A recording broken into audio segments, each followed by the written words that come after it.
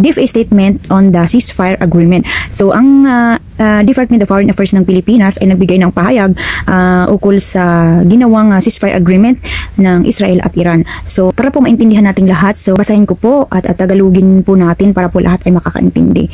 So statement on the ceasefire agreement.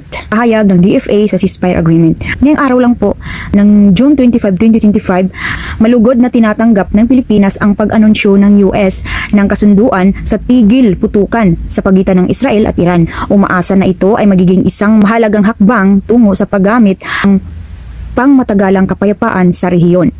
Hinihimok namin ang lahat ng kinauukulang partido na ipagpatuloy ang pag-uusap at mga negosasyon tungo sa permanenteng solusyon sa isyung ito.